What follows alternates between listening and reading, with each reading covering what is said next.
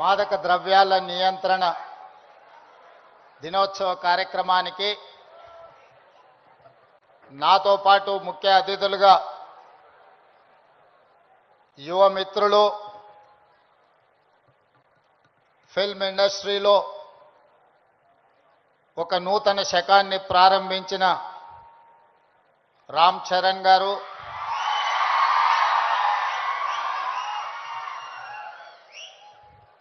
అదేవిధంగా ఏ background movie ఇండస్ట్రీలో లేకపోయినా కష్టపడితే రాణించవచ్చు అని నిరూపించిన మరో యువ మిత్రులు విజయ్ దేవరకొండ గారు,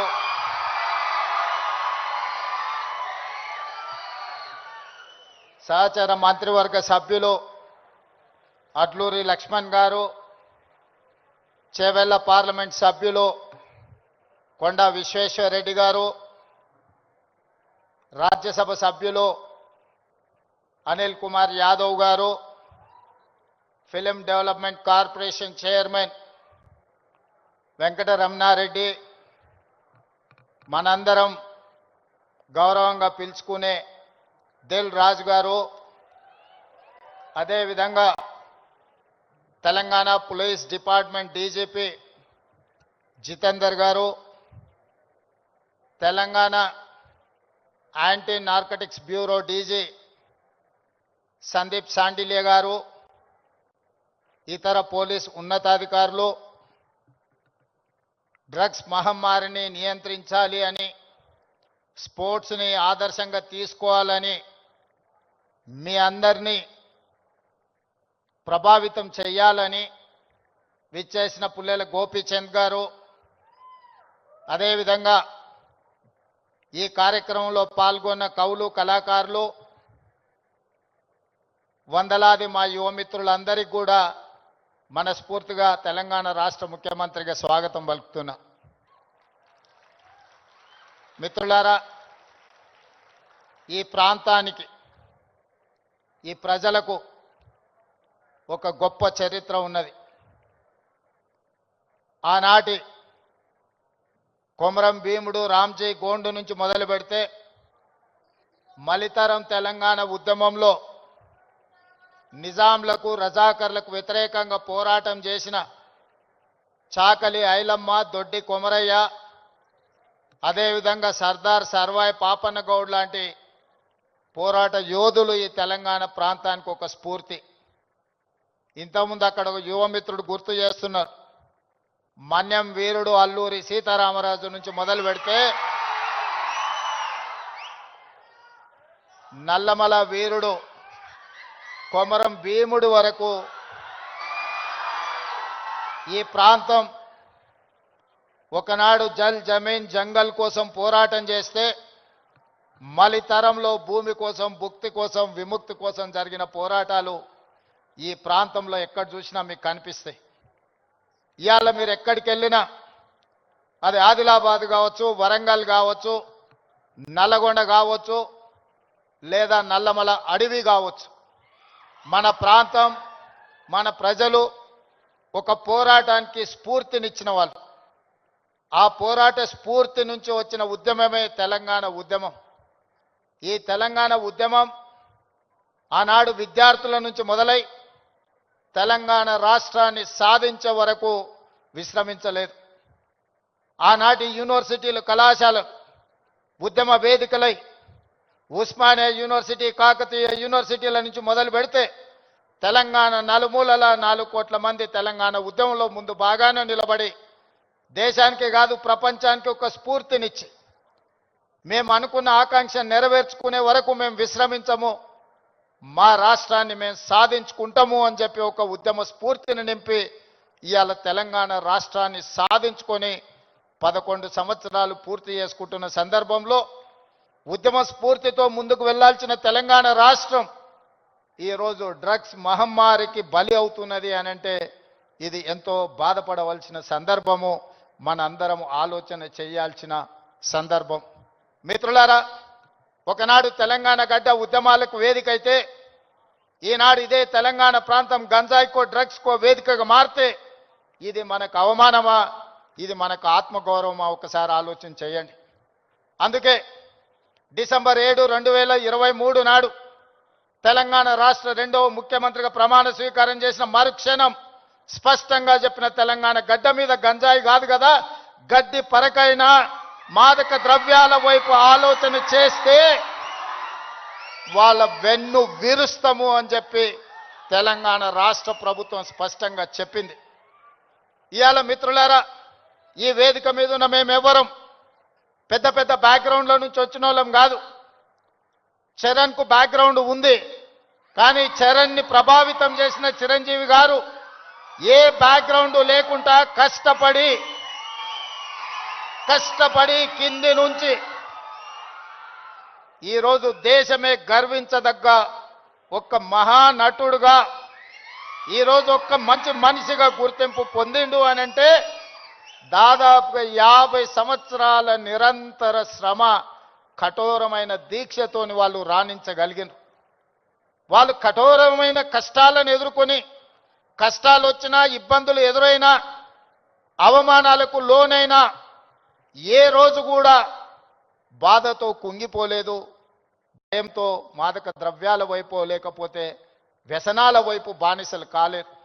నిటారుగా నిలబడి వాటిని ఎదుర్కొని ఈరోజు ప్రపంచానికే ఆదర్శంగా నిలబడే విధంగా ఈరోజు వాళ్ళు రాణించారు. మరి ఈనాడు మనమందరం ఆలోచన చేయాలి.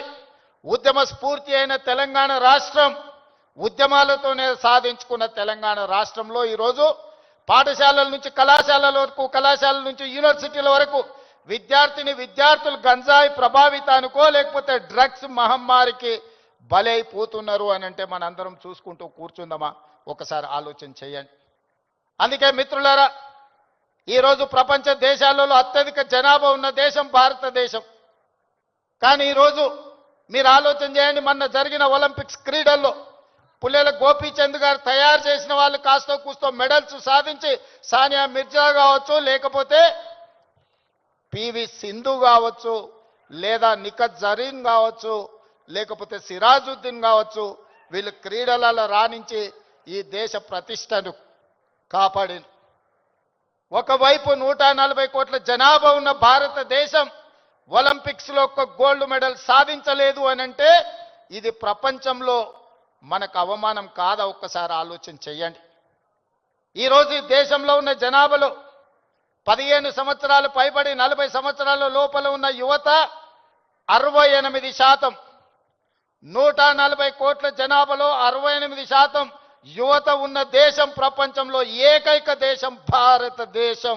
ఈ భారతదేశం ఒలింపిక్స్లో ఒక గోల్డ్ మెడల్ సాధించలేదు అని అంటే మనందరం ఆలోచన చేసి ఈరోజు ఒక నిర్ణయం తీసుకోవాలి. అందుకే మిత్రులారా, ఈరోజు మీ అందరినీ వేదిక మీద నుంచి ఈడికొచ్చిన వాళ్ళు 100ల మందే ఉండొచ్చు, కానీ తెలంగాణ రాష్ట్రంలో ఉన్న లక్షలాది మంది విద్యార్థులను ఈ వేదిక మీద నుంచి నేను అడుగుతున్న మీ రేవంత్ అన్నగా, ఇది మన దేశానికి, మన రాష్ట్రానికి గౌరవాన్ని తెచ్చిపెట్టేదేనా? ఈ గంజాయికి బానిసలం అయితే ఈరోజు ఈ దేశం మనుగడ సాధిస్తుందా? ఇంతకుముందు మిత్రులు చెప్పినట్టు మన దేశం యొక్క యువ సంపదను నిర్వీర్యం చేయాలి అంటే విజయ్ దేవరకొండ ఒక అంశాన్ని ప్రస్తావించండు. ప్రపంచ దేశాల ఆర్థిక వ్యవస్థను అధిగమించి సాంకేతికంగా అన్ని రకాలుగా ఈ దేశం ముందుకు వెళ్తే ఈ దేశాన్ని ఇంకా ఎదుర్కోలేము అన్నవాళ్ళు ఏదో రకంగా మనల్ని దెబ్బతీయాలని చూస్తారు. ఆ దెబ్బతీయడానికి ఒకరు యుద్ధం ఎన్నుకోవచ్చు, ఇంకొకరు కోవిడ్ని ఎన్నుకోవచ్చు, ఇంకొకరు గంజాయి లేదా డ్రగ్స్ ఎన్నుకోవచ్చు. శత్రులు ఏమైతే కోరుకుంటున్నారో, ఏ ఆలోచనతో ఈ దేశాన్ని నిర్వీర్యం చేయాలనుకుంటున్నారో అందులో మనం భాగస్వాములం అవుదామా? వాటిని ఎదుర్కొని నిటారుగా నిలబడదామా? ఈరోజు ఆలోచన చేయండి మిత్రులారా. ఇవాళ పంజాబ్, హర్యానా ప్రాంతాలలో, దేశ సరిహద్దు ప్రాంతాలలో దేశ రక్షణకు ఉక్కు కవచంగా నిలబడ్డ పంజాబ్ రాష్ట్రం, పోరాటాలకు దేశ స్వతంత్రంలో అగ్రభాగాన నిలబడ్డ పంజాబ్ ఈరోజు డ్రగ్స్ మహమ్మారిలో కొట్టుకుపోతుంది. ఇవాళ పంజాబ్ రాష్ట్రం నిర్వీర్యమైంది. అక్కడి యువత బానిసలుగా మారి గంజాయికు, డ్రగ్స్కు లోనై ఈరోజు ఆ కుటుంబాలు ఈరోజు అంతులేని దుఃఖంలో మునిగి తేలుతున్నారంటే దీనికి కారణాన్ని మనం ఆలోచన చేయాల్సిన అవసరం ఉన్నది. ఇవాళ ఒకనాడు యుద్ధం అంటేనే పంజాబీ వీరులు యుద్ధంలో ముందు బాగానే నిలబడి దేశాన్ని గెలిపించిన వాళ్ళు. ఈరోజు మరి అలాంటి వీరులున్న పంజాబ్ రాష్ట్రం నిర్వీర్యం అయిపోయి అక్కడ యువత గంజాయి డ్రగ్స్కి బానిసలు అవుతున్నారు అని అంటే ఇది ఎంత వేగంగా మనల్ని కబలిస్తుందో ఒక్కసారి ఆలోచన చేయండి. అందుకే డిసెంబర్ 7, 2023 నాడు బాధ్యత చేపట్టిన తర్వాత ఉన్నతాధికారులను మా మంత్రివర్గ సహచరులను సమీక్షకు పిలిచి స్పష్టమైన ఆదేశాలు ఇచ్చిన ఈ రాష్ట్ర సరిహద్దుల్లో ఎవరైనా కాలు పెట్టాలి అని అంటే 100 సార్లు ఆలోచన చెయ్యాలి. ఈ ప్రాంతంలో అడుగు పెడితే తిరిగి పోము. అది గంజాయి అయినా అది డ్రగ్స్ అయినా ఇంకే రకమైన మాదక ద్రవ్యాలు తెలంగాణ సరిహద్దులను దాటనివ్వద్దు. అవసరమైతే సరిహద్దులు దాటి వాళ్ళ వెన్ను విర్చాలి అని చెప్పి ఈరోజు నేను మా అధికారులకు ఆదేశాలు ఇచ్చిన. ఇవాళ ఈ అంతర్జాతీయ డ్రగ్స్ నియంత్రణ ఈ దినోత్సవం ఈరోజు ఈ కార్యక్రమంలో యువ మిత్రులు రామ్ చరణ్ కావచ్చు, విజయ్ దేవరకొండ కావచ్చు, వాళ్ళు ఎంత బిజీ స్కెడ్యూల్ ఉన్నా ఇవాళ మేమందరం కూడా ఇక్కడ ఎందుకు వచ్చినామంటే ఈ యువతకు ఒక స్ఫూర్తిని ఇవ్వాలి, ఈ యువతకు ఒక సందేశాన్ని ఇవ్వాలి, తెలంగాణ రాష్ట్రం దేశానికి ఆదర్శంగా నిలబడాలి అని. అదేవిధంగా మిత్రులారా, ఈరోజు తెలంగాణ రాష్ట్రం అంటే ఒక ఐటీ హబ్, ఈరోజు తెలంగాణ రాష్ట్రం అంటే ఒక ఫార్మా హబ్, ఈరోజు ఈ తెలంగాణ రాష్ట్రం మీరందరూ మనమందరం ఉండంగా ఇది ఒక గంజాయికో డ్రగ్స్కో హబ్గా మారితే మనందరము ఈరోజు విఫలమైనట్టే, తెలంగాణ రాష్ట్రానికి అన్యాయం చేసిన వాళ్ళం అవుతాం. అందుకే ఈరోజు ఏ పాలసీ లేని తెలంగాణ రాష్ట్రానికి స్పోర్ట్స్ పాలసీని తీసుకొచ్చినాం. యువతను సరైన మార్గంలో పెట్టాలి, వాళ్ళకు అవకాశాలు కల్పించాలి, వాళ్ళను అభివృద్ధి పదం వైపు నడిపించాలి. అందుకే నూతన విధానం ద్వారా యంగ్ ఇండియా స్కిల్స్ యూనివర్సిటీని తీసుకొచ్చినాం. ఈరోజు ప్రతి సంవత్సరం 1,10,000 మంది ఇంజనీరింగ్ విద్యార్థులు గ్రాడ్యుయేట్స్ అవుతుంటే 1,10,000 మందికి ఇంజనీరింగ్ పట్టాలు ఇస్తున్నాం. కానీ వాళ్ళకు సరైన సాంకేతిక పరిజ్ఞానాన్ని సరైన అనుభవాన్ని మనం అందించలేకపోతున్నాం. అందుకే ఒక పక్కన డిమాండ్ ఉంది, ఇంకొక పక్కన సప్లై ఉంది. కానీ డిమాండ్ సప్లై మధ్యలో there is an gap between demand and supply. అందుకే ఈరోజు ఆ డిమాండ్ అండ్ సప్లైని బ్యాలెన్స్ చేయడానికి యంగ్ ఇండియా స్కిల్స్ యూనివర్సిటీని ఈ రాష్ట్రంలో ఉన్న యువకులకు సాంకేతిక నైపుణ్యాన్ని నేర్పించి ప్రపంచ దేశాలను శాసించే విధంగా మన యువతకు శిక్షణ ఇవ్వాలి అని ఈరోజు యంగ్ ఇండియా స్కిల్స్ యూనివర్సిటీని ప్రారంభించుకున్నాం. అదేవిధంగా ఒలింపిక్స్ చూసిన తర్వాత నేను కొన్ని దేశాలు వెళ్ళొచ్చిన. సౌత్ కొరియా 4 అంటే ఒక హైదరాబాద్ జనాభా ఎంత ఉంటుందో అంత జనాభా ఉన్న ప్రాంతంలో ఈరోజు ఒలింపిక్స్లో 32 మెడల్స్ వచ్చినాయి. 32 గోల్డ్ మెడల్స్లో ఒకే ఒక సౌత్ కొరియన్ స్పోర్ట్స్ యూనివర్సిటీ అని ఒక 30 ఎకరాలలో ఉన్న యూనివర్సిటీలో 16 గోల్డ్ మెడల్స్ వచ్చినాయి. 16 గోల్డ్ మెడల్స్లో ఒక అమ్మాయికి 3 గోల్డ్ మెడల్స్ ఒలింపిక్స్లో సాధించింది. సౌత్ కొరియాలో ఒక అమ్మాయి 3 గోల్డ్ మెడల్స్ సాధిస్తే 140 కోట్ల జనాభా ఉన్న భారతదేశం ఒక గోల్డ్ మెడల్ సాధించలేదంటే ఆ దేశంలో ఉన్న ఒక అమ్మాయితో 140 కోట్ల మంది మనం పోటీ పడలేకపోతున్నాము అని అంటే ఇది ఆలోచన చెయ్యాలి. అందుకే ఈరోజు వీటన్నిటిని చూసినాం. ఆస్ట్రేలియన్ యూనివర్సిటీ, సౌత్ కొరియన్ యూనివర్సిటీలతోని ఒప్పందాలు చేసి అక్కడి నుంచి కోచ్లను, అక్కడి నుంచి నిపుణులను రప్పించి తెలంగాణను ఒక స్పోర్ట్స్ హబ్గా తీర్చిదిద్దాలి అని యంగ్ ఇండియా స్పోర్ట్స్ యూనివర్సిటీని ఈ మధ్యనే మనం పాలసీని అడాప్ట్ చేసుకున్నాం. రాబోయే రోజుల్లో తెలంగాణ రాష్ట్రం అంటే ప్రపంచ దేశాలు క్రీడల శిక్షణ ఇవ్వడానికి హైదరాబాదు నగరానికి వెళ్ళాలి అనే విధంగా దీని అభివృద్ధి పదం వైపు నడిపించాలని ఈరోజు స్పోర్ట్స్ పాలసీని తీసుకొచ్చినాం. అందుకే ఈరోజు మీరందరూ ఆలోచన చేయండి, మీరందరూ భాగస్వాములు కాండి. ఈ రాష్ట్రాన్ని బలంగా నిర్మించినప్పుడే ఈ దేశం బలపడుతుంది. ఈ దేశం బలపడ్డప్పుడే ప్రపంచ దేశాలతో పోటీ పడగలుగుతాం. ఈ రోజు మనం అందుకే తెలంగాణ రైజింగ్ 2047 అని ఒక విజన్ డాక్యుమెంట్ను, ఒక విజన్ని మనం ఈరోజు తెచ్చుకోవాలని అనుకుంటున్నాం. ఈ విజన్లో భాగంగా క్రీడలలో రాణించడమే కాదు, ఆర్థికంగా బలపడాలి. 10 సంవత్సరాలలో $1 ట్రిలియన్ ఎకానమీకి రీచ్ అవ్వాలి. 22 సంవత్సరాలలో $3 ట్రిలియన్ ఎకానమీకి తెలంగాణ రాష్ట్రాన్ని ముందుకు తీసుకువెళ్ళాలి అని చెప్పి ఈరోజు తెలంగాణ రైజింగ్ 2047 విజన్ డాక్యుమెంట్ని మనం ప్రణాళిక చేసుకుంటున్నాం. అందుకే రాష్ట్ర ప్రభుత్వం అన్ని రకాలుగా తెలంగాణ రాష్ట్రంలో ఉండే యువతకు శిక్షణ ఇవ్వాలి, అవకాశాలు కల్పించాలి. భవిష్యత్తులో మీరు గొప్ప వాళ్ళు కావాలి అని నేను ఈ వేదిక మీద నుంచి కోరుకుంటున్నా. మీకందరికీ తెలియాల్సింది, చరణ్ స్కూల్కి వెళ్ళేటప్పుడు నాకు తెలుసు, ఆ రోజు నేను అనుకున్న చరణ్ రాణించాలి అని. ఈరోజు నేను గర్వంగా ఫీల్ అవుతున్నా. నా కళ్ళ ముందరనే స్కూల్ నుంచి కాలేజ్ నుంచి రియల్ లైఫ్ నుంచి రియల్ స్టార్ లాగా ఫిల్మ్ ఇండస్ట్రీలో రాణించి ఈరోజు RRR ద్వారా ఆస్కర్ అవార్డుని సాధించి దేశానికి ఒక గౌరవాన్ని తెచ్చిపెట్టింది. అది అంత ఆశామాసిగా వారు సాధించిన విజయం కాదు. చిరంజీవి గారి పేరుంటే మనందరం మన ఇళ్లలో జరిగే ఫంక్షన్లకు ఆహ్వానిస్తాం, కానీ ఆస్కార్ అవార్డు మనం ఇయ్యలేం. కష్టపడ్డాడు కాబట్టి, రాణించుండు కాబట్టి ఈరోజు ప్రపంచమే ఆస్కార్ అవార్డు ఇచ్చి ఒక యువమిత్రుణ్ణి గౌరవించింది. మరి దానికి కారణం కఠోరమైన దీక్ష, పట్టుదలతో ఆ రంగంలో రాణించడం. అందుకే మీ అందరికీ ఈరోజు సినిమాలలో వాళ్ళు పోషించే పాత్రలు కాదు, రియల్ వాళ్ళ లైఫ్ని ఆదర్శంగా తీసుకోండి. వాళ్ళు ఎంత కష్టపడితే ఇక్కడికి చేరుకొని ఉండొచ్చు.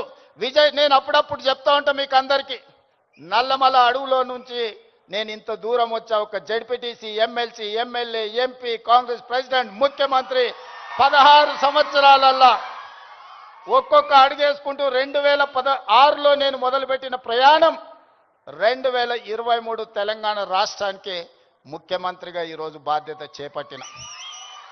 అదే నల్లమల అడవి నుంచి వచ్చిన వాడు విజయ్ దేవరకొండ. మా పక్క ఊరు పాలమూరు నుంచి ఈరోజు మీ అందరి అభిమానాన్ని సాధించిందంటే కష్టం లేకుండా, కమిట్మెంట్ లేకుంటే ఇంత దూరం రారు. వాళ్ళ నిజ జీవితాలను ఆదర్శంగా తీసుకోండి. వాళ్ళు సినిమాలలో పోషించిన కొన్ని పాత్రలు పాజిటివ్ ఉండొచ్చు, నెగటివ్ ఉండొచ్చు, అవి కాదు మనకు ఆదర్శం. ఈరోజు రాణించాలి అంటే కష్టపడాలి అంటే కమిట్మెంట్ ఉండాలి.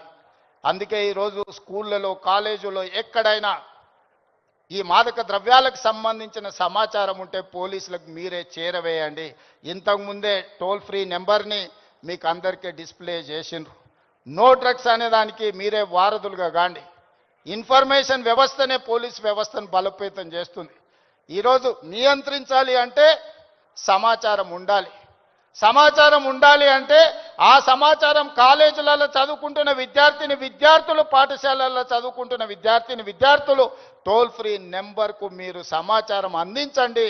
తప్పకుండా వాటిని నియంత్రిస్తాం.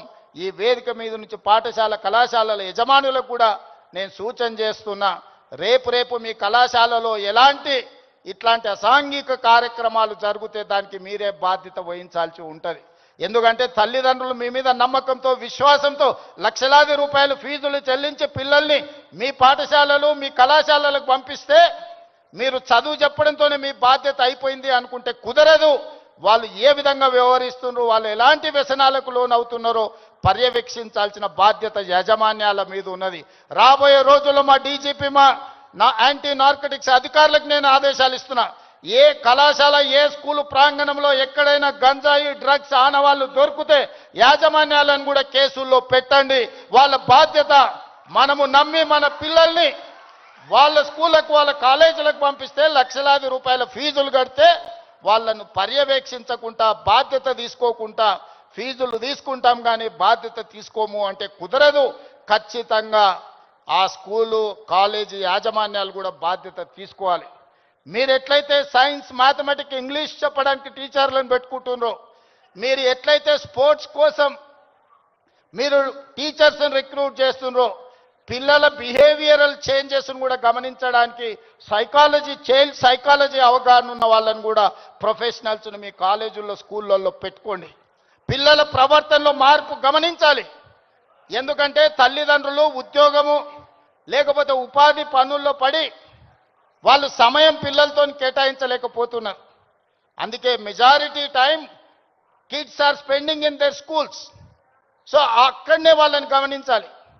వాళ్ళ ప్రవర్తనలో కానీ వాళ్ళ ఆలోచనలో కానీ వాళ్ళ వ్యవహార శైలిలో మార్పును గుర్తించవలసిన బాధ్యత స్కూల్ యాజమాన్యం మీద టీచర్ల మీద ఉన్నది. దయచేసి స్కూల్ యాజమాన్యులకు టీచర్లకు కూడా నా సూచన, మీ బాధ్యత అది, మీ సోషల్ రెస్పాన్సిబిలిటీ. మీరు ఖచ్చితంగా ఈ విషయంలో ప్రత్యేకమైన దృష్టి పెట్టాలి. రాబోయే రోజుల్లో గవర్నమెంట్ నుంచి కూడా నేను కలెక్టర్స్ అండ్ చీఫ్ సెక్రటరీ ఇతర అధికారులకు నేను ఆదేశాలు ఇస్తున్నా. ఈ పాఠశాల కళాశాలల యాజమాన్యులతోటి మీరు ఒక ప్రత్యేకమైన సమావేశం పెట్టండి, ఒక ఓరియంటేషన్ ఇవ్వండి, వాళ్ళకు ఒక అవగాహన కల్పించండి. యాజమాన్యులకు కూడా వాళ్ళ బాధ్యతలను గుర్తు చేయండి. ఇది మీ బాధ్యత. మీ బడికి తల్లిదండ్రులను నమ్మి పిల్లల్ని పంపిస్తే పాఠశాలలే ఇవాళ రేపు గంజాయి చాక్లెట్లకు వేదికలు అవుతున్నాయి. విద్యార్థులకు నేను సూచన చేస్తున్నా, మీ స్కూల్ మీ కాలేజీల ముందర ఏవైతే కిరాణా కొట్లు ఉన్నాయో కిరాణం కొట్టుల్లో చాక్లెట్లే కాదు గంజాయి చాక్లెట్లు అమ్మే సంస్కృతి స్లోగా తెలంగాణ రాష్ట్రంలో కనిపిస్తుంది. మీరు గమనించండి. అట్లాంటి వాతావరణం ఉంటే పోలీసులకు సమాచారాన్ని అందించండి. మనందరం అప్రమత్తంగా ఉన్నప్పుడే, మనందరం పోలీసింగ్ చేసినప్పుడే వీటిని నియంత్రించగలం. మనందరం మాకేం సంబంధం లేదు, తెలంగాణ రాష్ట్ర ముఖ్యమంత్రి గారి బాధ్యత లేకపోతే పోలీస్ డిపార్ట్మెంట్ బాధ్యత అని వదిలేస్తే ఈ సమాజానికి తీరని నష్టం జరుగుతుంది. ఒకనాడు ఉద్యమాల గడ్డ అయిన తెలంగాణ ఈరోజు గంజాయికి వేదిక కాకూడదనేదే నా ఆలోచన, నా విధానం. అందుకే మిత్రులారా, ఈ తెలంగాణని బలోపేతం చేసి అభివృద్ధి పదం వైపు నడిపించాలి అంటే మీరందరూ సహకరించాలి. మీరు మేము మనం కలిస్తేనే ఒక ఆరోగ్యవంతమైన తెలంగాణ, ఒక అభివృద్ధి చెందిన తెలంగాణ, ఒక ప్రపంచానికి ఆదర్శంగా నిలబడే తెలంగాణను తీర్చిదిద్దుకుందాం. పదే పదే మిత్రులు అంటుంటారు మనం బెంగళూరుతో పోటీ పడుతున్నాం, ముంబై ఢిల్లీతో. బెంగళూరు ముంబై ఢిల్లీ చెన్నై కాదు మన టార్గెట్ న్యూయార్క్ టోక్యో సౌత్ కొరియాతో పోటీ పడాలి. ఇవాళ ప్రపంచంతో పోటీ పడే శక్తి యుక్తి యువత మన రాష్ట్రం మన దేశంలో ఉన్నది. అందుకే మీరు మేము మన అందరం కలిసి ముందుకు వెళ్దాం. ఈ తెలంగాణ యాంటీ నార్కటిక్స్ బ్యూరోని ఇక ముందు ఈగల్ అని పిలువదలుచుకున్నాం. ఈగల్ గురించి మీకు తెలుసు కదా, 20-30 వేల అడుగుల పైన ఆకాశంలో ఉన్న కింద నేల మీద ఉన్న తన టార్గెట్ను నిశితమైన దృష్టితోని చూస్తుంది. Eagle success ratio 100%. Target reach అవ్వడం అంటే ఈగల్ను చూసే నేర్చుకోవాలి. ఈరోజు అందుకే ఎలీట్ మనం ఈరోజు తెలంగాణ ప్రభుత్వం ఈ యాంటీ నార్కటిక్స్ దీంట్లో ఈరోజు ఎలీట్ గ్రూప్ని మనం ఈరోజు ఎస్టాబ్లిష్ చేస్తున్నాం. ఎందుకంటే ఈ డ్రగ్స్ ఎన్ఫోర్స్మెంట్ లాని చేయడానికి ఈగల్ అనే ఒక ఆర్గనైజేషన్ని క్రియేట్ చేస్తున్నాం. రేపు పొద్దుగాల అడవుల్లో గంజాయి పండించే వాళ్ళని కూడా ఈరోజు మనం ఈగల్కి ట్రైనింగ్ ఇస్తున్నాం. ఈ మధ్యకాలంలో యాంటీ డ్రోన్ ట్రైనింగ్ ఇచ్చినాం. ఎక్కడైనా వివిఐపీలు ఉన్న ప్రాంతంలో ఈగలు ఉంటే సందీప్ గివ్ ఇట్ టు మీ.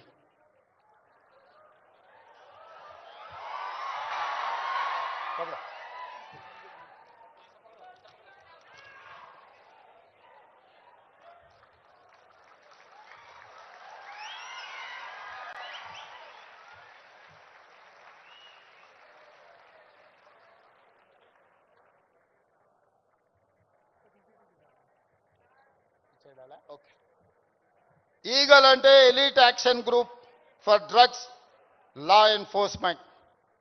ఈ రోజు నుంచి ఈ ఆర్గనైజేషన్ పనిచేస్తుంది. ఈ గద్ద మీరు ఎక్కడ గంజాయి పండించినా కనిపెడుతుంది. ఇవాళ మీరు ఈ గద్ద అడవిలో దీనికి స్పెషల్ ట్రైనింగ్ ఇవ్వబోతున్నాం. ఎక్కడైనా ఏ పొలాలలో గంజాయి పండించినా ఖచ్చితంగా ఇవి చూస్తాయి.